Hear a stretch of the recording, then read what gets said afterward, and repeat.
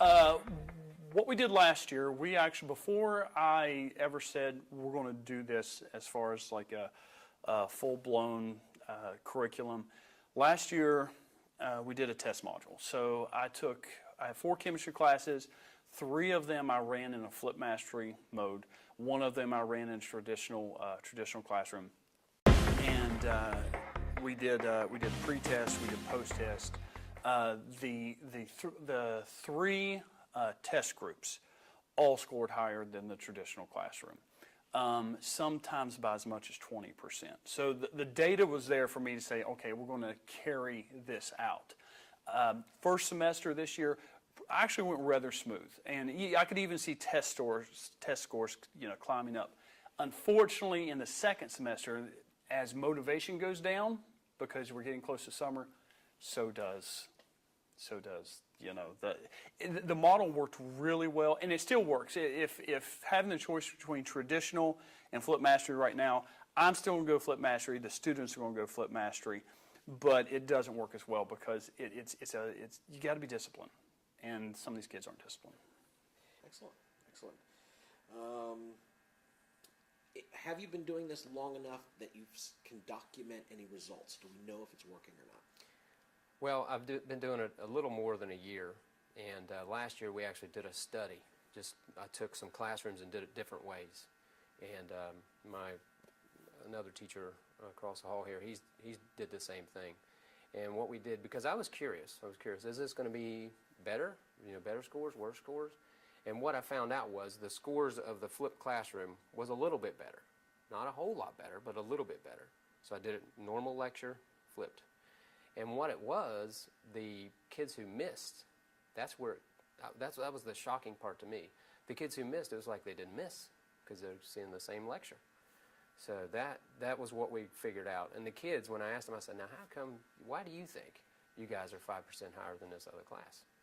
And they said, well, it's because, we get to actually watch the lectures. In the other class, I wouldn't let them watch the lectures just for that one test to see how it goes. But I can tell you just from, teaching 8 years, I can tell that the scores are about the same, but it really, really helps the kids who miss. That's the big deal. And then it also exposes the kids who are having trouble because they cannot latch on to somebody and have them do their work for them.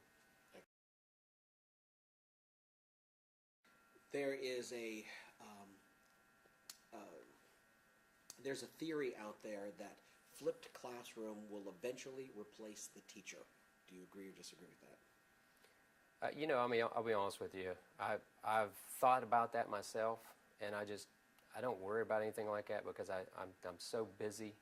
I'm just so busy helping kids. I figure, do your job and everything will work itself out. I'm not worried about it.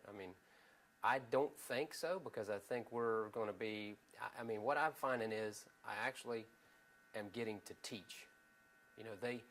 They see the lecture, but how are they going to do those problems? They still need you.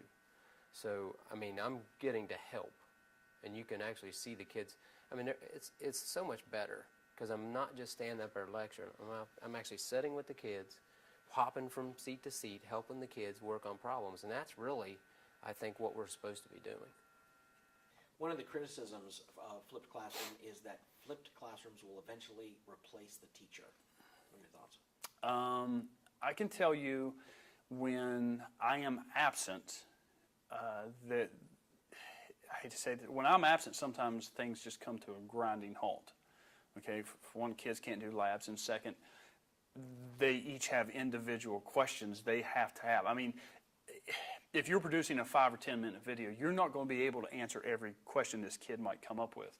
That to me, that's a ludicrous idea, and probably spoken by people who have never having experience with it at all. Okay, so what advice would you give to a teacher who is thinking about taking the first steps? I would get with somebody who's already done it, if you can.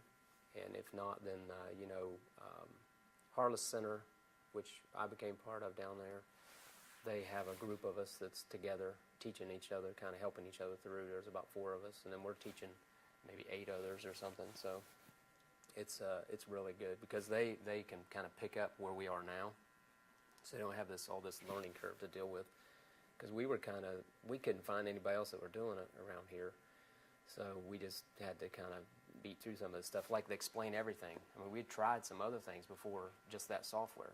So now when they come in, they already know use Explain Everything. So that was probably a month of us doing work trying to figure that out. And then they already know use SchoolTube. You know, they don't have to figure out these free websites and things.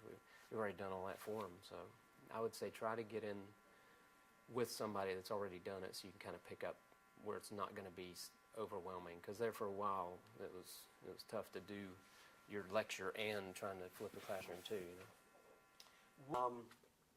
Free time. What would you say to a teacher that is considering flipping her classroom? I would say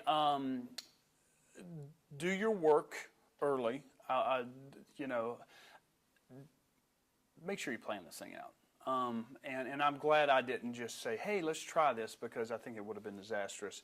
I planned this and created this long before we did the test module. I had a few units ready to go. I got them ready during the summer because, you know, the schedule does get busy. Do your homework, do your research. Don't think it has to be perfect. This is what I know. When I get up and I would write on the board, I would make mistakes. I would say the wrong thing sometimes. I had to go back and correct something because I did the wrong math in my head. So it doesn't have to be perfect. It is not a utopian solution. It is not a perfect solution. It's a better solution. So are there kids in my classroom that don't watch the videos and do poorly on the test? Yes. However, there are less of them doing that than were in the traditional method, where there were more kids not taking notes, not paying any attention. So it's not a perfect solution, it's just a better solution. Excellent, excellent. Would you find it helpful if there were a statewide catalog where all teachers in West Virginia who are making video lessons put all their lessons in a central repository that everybody shares? Yeah, I mean, I think that needs to be done, because I just had to increase my iCloud space for my videos, so that definitely needs to be done. Now, something I will say, you know, a lot of people use Khan and that kind of thing, and I've tried that every once in a while, but the kids do not like it. And what it is, they know you. They want you. They want to hear you. They want to, you know, they know your methods. They get used to you. You're somebody they can, you know, talk to. But that's a big deal, because I tried the Khan thing. You know, I'm going to show them this. That he does a great job. You know, but the kids just do not go for that. I mean, they might go for it a couple of times, but they want you. Perfect. Absolutely perfect. Anything else? Anything else? Can't think of really anything. I would just to help people. If what we're doing in our PLCs, sometimes I will go over with them, you know, just maybe a flipping lesson or something. Here's how you do it, and it's really easy. I mean, I you know, talk to 4 or 5 teachers every PLC, and show them, and they're like, "This is all? Are you sure this is it?" And that's it. I'm like, you just talk to this thing, right, and it records everything you're doing. So I would just say, don't be intimidated. You know, it can be done. It's not that hard. Perfect. Excellent. Thank you very much. Okay. I hope. Go through all that again. Yeah, exactly. We need that. Okay. Let's just do another one.